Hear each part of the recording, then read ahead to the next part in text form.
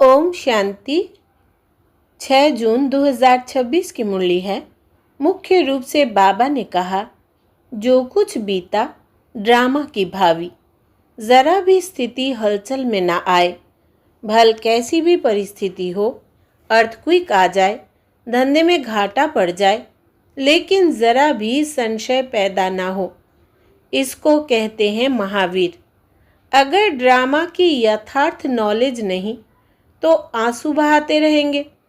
निरंतर योगी बनने में ड्रामा की नॉलेज बहुत मदद करती है। आगे कहा, श्रीमत पर अपने आप को देखना है कि इस विनाश काल में मेरी एक बाप से सच्ची प्रीत है और सब संग तोड़ एक संग जोड़ी है। कभी कोई विकर्म करके असुर तो नहीं बनते। ऐसी चेकिंग कर स्वयं को परिवर्तन करना है। इस शरीर पर कोई भरोसा नहीं, इसलिए अपना सब कुछ सफल करना है। अपनी स्थिति एक रस अचल बनाने के लिए ड्रामा के राज को बुद्धि में रखकर चलना है। अब सुनते हैं महावाक्यों को विस्तार से। बाबा ने कहा, मीठे बच्चे, अमृत बेले का समय बहुत बहुत अच्छा है। इसलिए सवेरे सवेरे उठकर एकांत में बैठ बाबा से मीठी मीठी बातें करो। प्रश्न है, कौन सी नॉलेज निरंतर योगी बनने में बहुत मदद करती है? उत्तर, ड्रामा की। जो कुछ बीता ड्रामा की भावी, जरा भी स्थिति हलचल में ना आए। भल कैसी भी परिस्थिति हो, अर्थक्वेक आ जाए, धंधे में घाटा पड़ जाए, लेकिन जरा भी संशय पैदा ना हो। इसको कहते हैं महावीर। अगर ड्रामा की यथार्थ नॉलेज नहीं तो आंसू बहाते रहेंगे। निरंतर योगी बनने में ड्रामा की नॉलेज बहुत मदद करती है।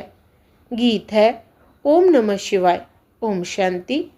बच्चे अब अच्छी रीति समझते हैं, पतित दुनिया का अब अंत हो रहा है, पावन दुनिया की आदि हो रही है। यह सिर्फ तुम बच्चे ही जानते हो और बच्चों को ही यह डायरेक्शन व श्रीमत मिलती है। कौन देते हैं? ऊंचते ऊंच भगवान समझाते रहते हैं कि पतित से पावन बनना है। यह नॉलेज तुम्हारे लिए है और तो सब पतित है। यह पतित दुनिया विनाश जरूर होनी है। पतित कहा जाता है विकारी को।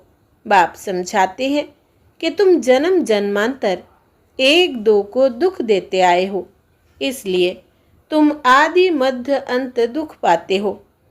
एक दो को पतित बनाते हो। पुकारते भी है कि हम पतित है, परंतु बुद्धि में पूरा बैठता नहीं है। कहते भी है पतित पावन आओ, परंतु फिर भी पतित पना छोड़ते नहीं हैं। अभी तुम समझते हो सारी बात है पावन बनने की। यह समझाने वाला भी तो कोई चाहिए। समझाने वाला है ही एक। बाकी यह जो गुरु लोग हैं, यह किसको पावन बना नहीं सकते। पावन भी सिर्फ एक जन्म के लिए नहीं, जन्म जन्मांतर के लिए बनना है। तुम्हारे में भी जो ज्ञानवान है वो तीखे होते हैं, ड्रामानुसार वो नूंद है। तुम्हारे में भी महावीर पना चाहिए, वो आएगा बाप की याद में रहने से। बाप बहुत अच्छी रीति बैठ समझाते हैं। जैसे बाबा कहते हैं कि सवेरे उठकर याद करो। वो समय बहुत सुंदर है याद करने का, जिसको प्रभात कहा जाता है।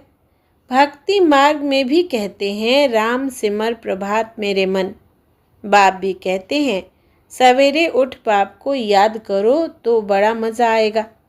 बाप की याद में बैठ यही ख्याल करना चाहिए कि कैसे किसको समझाए। अमृत बेले का वायुमंडल बड़ा शुद्ध रहता है। दिन में तो गोरख धंधा रहता है, रात को 12 बजे तक तो बेकारी वायुमंडल रहता है। साधु संत भक्त आदि सब भक्ति भी प्रभात को करते हैं। यूँ तो याद दिन में भी कर सकते हैं। धंधे में भल रहे, बुद्धि का योग जिस देवता का पुजारी होगा उसके पास होगा। परंतु ऐसा किसका रहता नहीं है। भक्ति मार्ग में सिर्फ दर्शन के लिए मेहनत करते हैं, मिलता कुछ भी नहीं। उनको भी भक्ति करते करते तमो प्रधान बनना ही है। भक्ति मार्ग में भी शिव पर बलि चढ़ते हैं, जिसको काशी कलवट कहते हैं। शिव को याद करते करते कुएं में कूद पड़ते हैं, शिव के ऊपर बलि चढ़ते हैं। वो है भक्ति मार्ग की बलि, यह है ज्ञान मार्ग की बलि। वो भी मुश्किल, यह भी मुश्किल। भक्ति मार्ग में इससे कुछ फायदा नहीं। यह जैसे आत्मा अपने शरीर का घात करती है, यह कोई ज्ञान नहीं है। वो भी कह देते आत्मा सो परमात्मा। आत्म अभिमानी तो एक बाप ही है, जो बच्चों को समझाते हैं कि परमात्मा तो मैं एक ही हूँ। हम आत्मा सो परमात्मा कहना यह बड़े से बड़ी झूठ है। यह तो हो नहीं सकता। बाप कहते हैं मैं आता ही हूँ पतितों को पावन बनाने, सो पावन बना रहा हूँ। बाकी तो ड्रामा में जो होना है सो होगा ही। समझो, अर्थक्वेक होती है, छत गिर जाती है, कहेंगे भावी। कल्प पहले भी ऐसे हुआ था। इसमें ज़रा भी हिलने की दरकार नहीं। ड्रामा पर पक्का खड़ा रहना है। इसको ही महावीर कहा जाता है। एक्सीडेंट आदि तो ढेर के ढेर होते रहते हैं, फिर किसकी रक्षा करते हैं क्या? यह तो ड्रामा में नूंद है। ऐसा ही ड्रामा में पार्ट है। जो ड्रामा को नहीं जानते वो देह को याद कर आंसू बहाते हैं। वो कभी शिव बाबा को याद नहीं कर सकते, क्योंकि शिव बाबा से प्यार नहीं है, सच्ची प्रीत नहीं है। बाप के साथ तो पूरी प्रीत होनी चाहिए। शिव बाबा के साथ प्रीत बुद्धि तुम कल्प कल्प बनते हो। देवताओं की बाप के साथ प्रीत बुद्धि थी, ऐसे नहीं कहेंगे। उन्होंने इस प्रीत से वो पद पाया है, वहाँ तो मालूम भी नहीं रहेगा।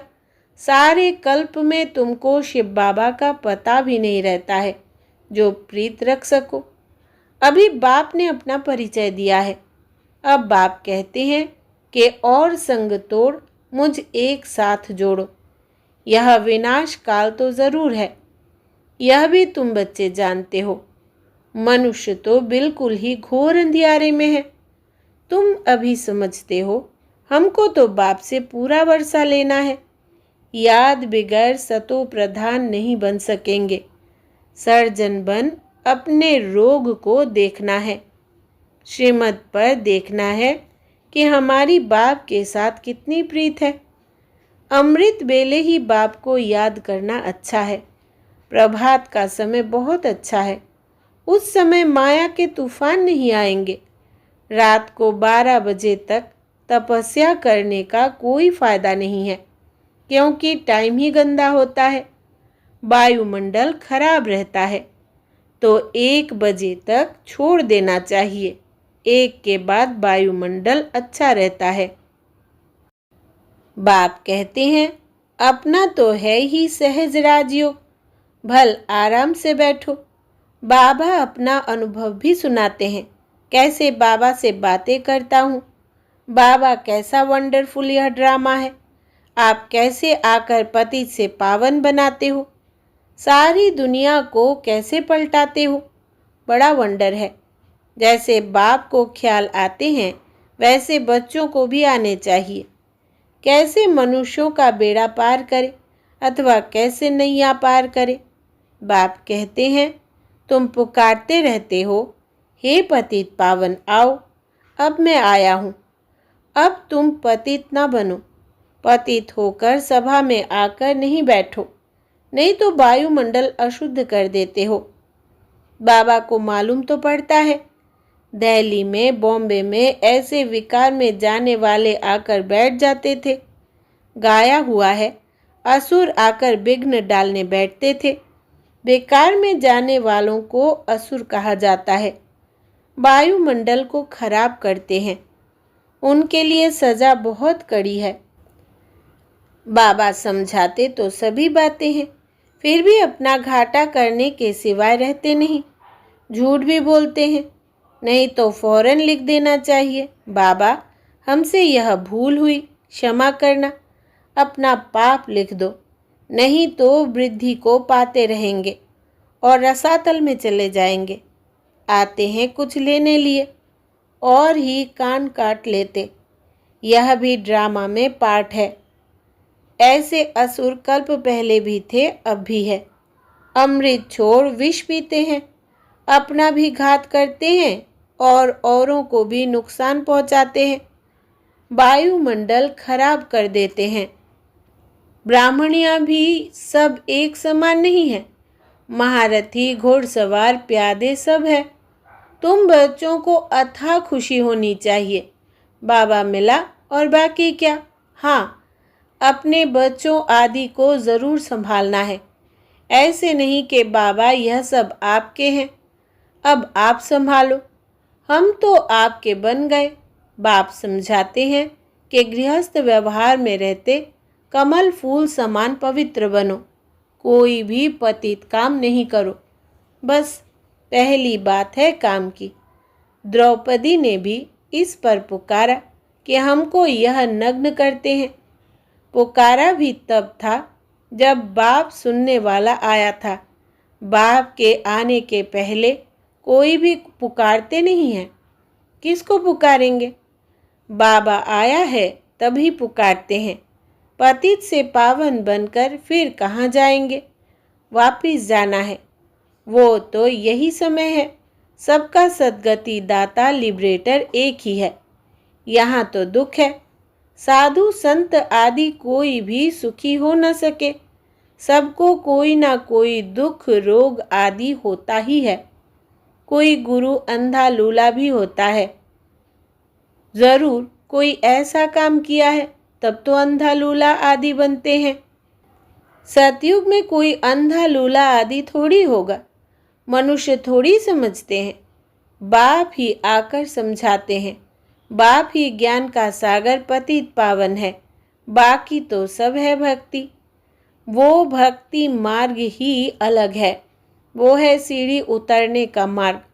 उतरने में, जीवन बंद में आने में 84 जन्म लगते हैं और फिर 1 सेकंड लगता है जीवन मुक्त बनने में। अगर उनकी मत पर चल बाप को याद करे तो नंबरवार तो है ना। कहते हैं हमको फलानी टीचर मिले तो अच्छा है, तो ज़रूर खुद कमज़ोर है। तब तो कहते हैं फलानी को 2-4 मास के लिए भेज दो। बाबा कहते हैं यह भी भूल है। तुम ब्राह्मणी को क्यों याद करते हो जबकि बाप सहज बात बताते हैं। सिर्फ बाप को याद करो और स्वदर्शन चक्र फिराओ, औरों को भी समझाओ। बस इसमें ब्राह्मणी आकर क्या करेगी? यह तो सेकंड की बात है। तुम धंधे धोरी में यह भूल जाते हो। फिर भी ब्राह्मणी यही कहेगी मन मना भव। कई बुद्धू लोग समझते नहीं हैं, सिर्फ कहते हैं ब्राह्मणी अच्छी चाहिए। ज्ञान तो तुमको मिला है ना। बाप और वर्षे को याद करो। दे अभिमान को छोड़ो। यह हमारा सेंटर है, यह इनका सेंटर है। यह जिज्ञासु यहाँ क्यों जाते हैं? यह सब दे अभिमान है। सब शिव बाबा के सेंटर से, हमारा थोड़ी सेंटर है। तुमको यह क्यों होता है कि फलाना हमारे सेंटर पर क्यों नहीं आता? कहाँ भी जाए बाबा हमेशा कहते हैं कोई से भी मांगो नहीं। यह समझ सकते हैं कि बीज नहीं बोएंगे तो मिलेगा क्या? भक्ति मार्ग में भी दान पुण्य किया जाता है। तुम सब भक्ति मार्ग में ईश्वर अर्थ इनडायरेक्ट करते थे, फिर सन्यासियों को भी बहुत देते हैं। नहीं तो दान गरीबों को दिया जाता है, ना कि साहूकारों को। इसमें अनाज का दान सबसे अच्छा होता है। सो भी बाप समझाते हैं दान करने से दूसरे जन्म में उसका फल मिल जाता है। ईश्वर ही सबको फल देते हैं। साधु संत आदि कोई रिटर्न नहीं दे सकते हैं। देने वाला एक ही बाप है, किसके भी थ्रू देवे। बाप समझाते हैं कि तुम ईश्वर अर्थ देते थे तो भी दूसरे जन्म में तुमको एवजा दिलाते थे। अभी तो मैं डायरेक्ट आया हूँ। अभी तुमको 21 जन्मों के लिए रिटर्न मिलेगा। फिर तो मौत सामने खड़ा है। भक्ति मार्ग में तुमको ऐसे नहीं कहते थे कि मौत सामने खड़ा है इसलिए अपना सफल करो, नहीं। तो अब बाप समझाते हैं, जिसको भी चाहिए यह रूहानी हॉस्पिटल खोल दो। कोई कहते हैं मकान बनाए, उसमें यह हॉस्पिटल खोले। बाप कहते हैं आज मकान बनाओ और कल मर जाओ तो यह सब खत्म हो जाएगा। शरीर पर भरोसा नहीं है, जो है उसमें ही तब तक एक कमरा रख दो, जिसमें रूहानी हॉस्पिटल, रूहानी कॉलेज बनाओ। बहुतों का कल्याण करेंगे तो बहुत ऊंच पद पाएंगे। अच्छा, मीठे मीठे सिकिलधे बच्चों प्रति माता पिता बाप दादा का याद प्यार और गुड मॉर्निंग। रूहानी बाप की रूहानी बच्चों को नमस्ते। हम रूहानी बच्चों की रूहानी माता पिता बाप दादा को याद प्यार, गुड मॉर्निंग और नमस्ते बाबा, नमस्ते। धारणा के लिए मुख्य सार। पहला, श्रीमत पर अपने आप को देखना है कि इस विनाश काल में मेरी एक बाप से सच्ची प्रीत है और सब संग तोड़ एक संग जोड़ी है। कभी कोई विकर्म करके असुर तो नहीं बनते। ऐसी चेकिंग कर स्वयं को परिवर्तन करना है। दूसरा, इस शरीर पर कोई भरोसा नहीं, इसलिए अपना सब कुछ सफल करना है। अपनी स्थिति एक रस अचल बनाने के लिए ड्रामा के राज को बुद्धि में रखकर चलना है। वरदान है, बार बार हार खाने के बजाय बलिहार जाने वाले मास्टर सर्वशक्तिमान विजयी भव। विस्तार है, स्वयं को सदा विजयी रत्न समझकर हर संकल्प और कर्म करो तो कभी भी हार हो नहीं सकती। मास्टर सर्वशक्तिमान कभी हार नहीं खा सकते। यदि बार बार हार होती है तो धर्मराज की मार खानी पड़ेगी और हार खाने वालों को भविष्य में हार बनाने पड़ेंगे। द्वापर से अनेक मूर्तियों को हार पहनाने पड़ेंगे। इसलिए हार खाने के बजाय बलिहार हो जाओ। अपने संपूर्ण स्वरूप को धारण करने की प्रतिज्ञा करो तो विजयी बन जाएंगे। स्लोगन है, कब शब्द कमजोरी सिद्ध करता है, इसलिए कब करेंगे नहीं, अब करना है। ये अव्यक्त इशारे सदा हर्षित रहने के लिए अपनी नेचर को सरल बनाओ, सहनशील बनो। विस्तार है, इस बेहद की स्टेज पर मैं खिलाड़ी हूँ। यह खिलाड़ी की स्टेज सदा हर्षित मुख रहने का अनुभव कराती है। किसी भी प्रकार की कोई भी बात जिसको दुनिया वाले आपदा समझते हैं, लेकिन खिलाड़ी बन खेल करने वाले और साक्षी हो खेल देखने वाले ऐसी आपदा के रूप को खेल समझ सहनशीलता की शक्ति से मनोरंजन का अनुभव करते हैं। अच्छा, ओम शांति।